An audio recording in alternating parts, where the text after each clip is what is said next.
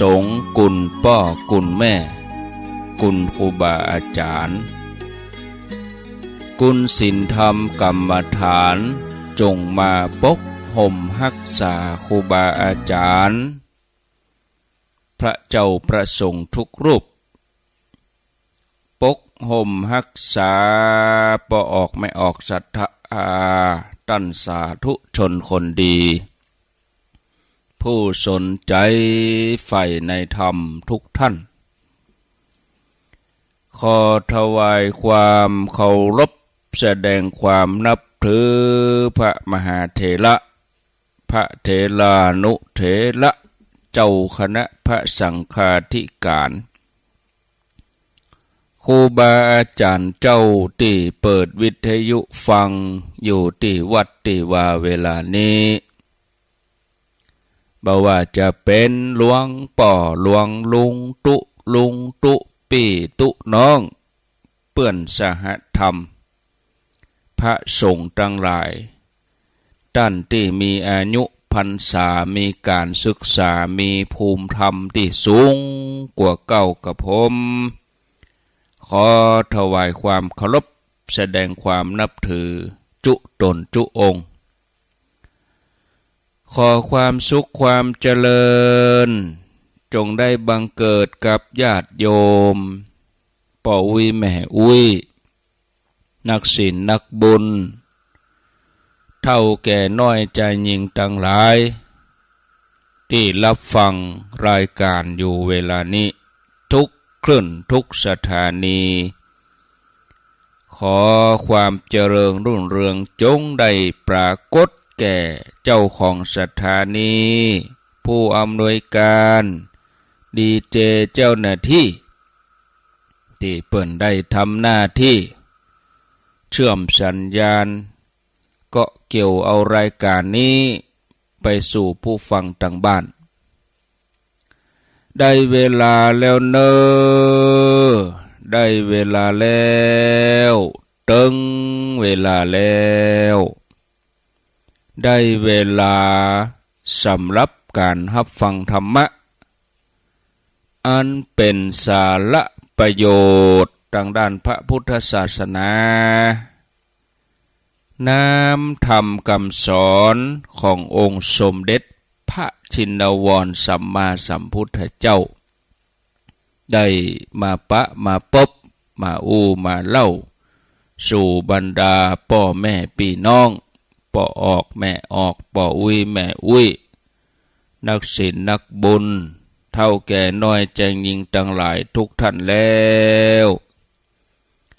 ไผที่ยังบ่ลุกเตื้อ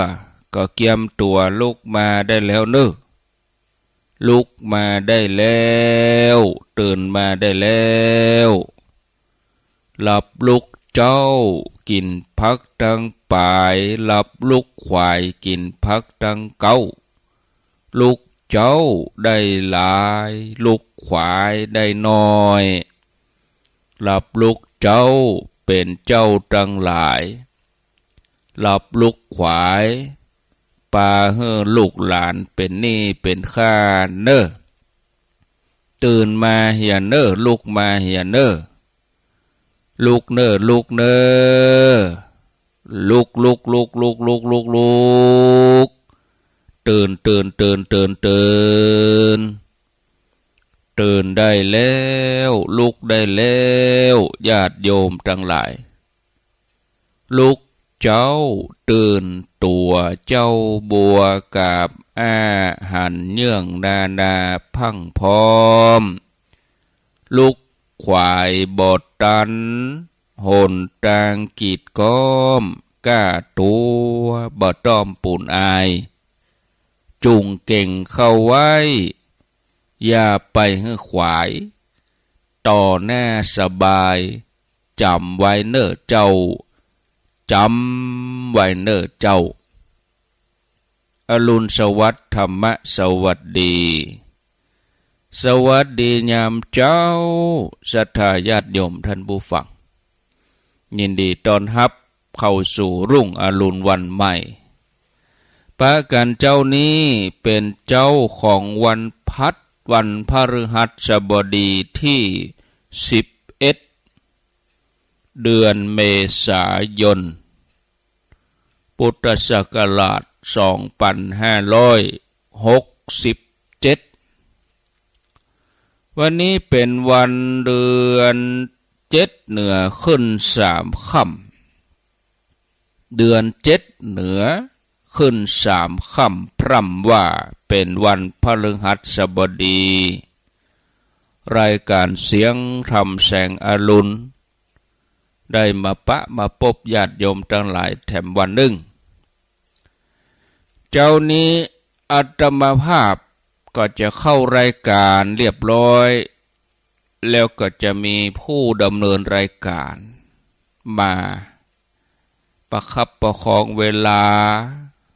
อยู่เป็นกู้บ่ออกไม่ออกศรัทธา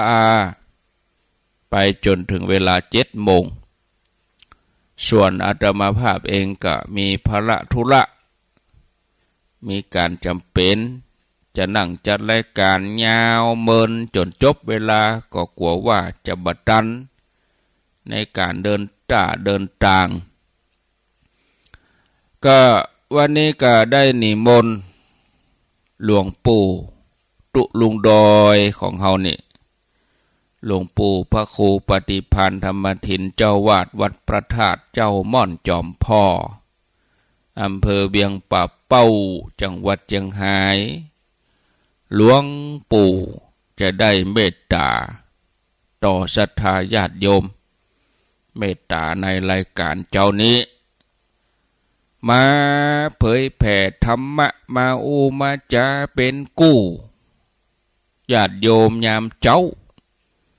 ก็เข้าใจว่าหลายผู้หลายท่านก็คงจะตื่นเจ้าเหมือนกันนะฟังรายการก่อนหน้าแต่กี้นะตุลุงยองจัดรายการตี3ถึงตี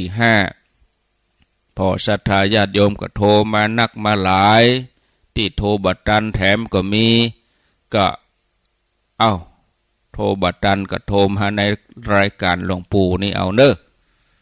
มีเวลาเปลอะ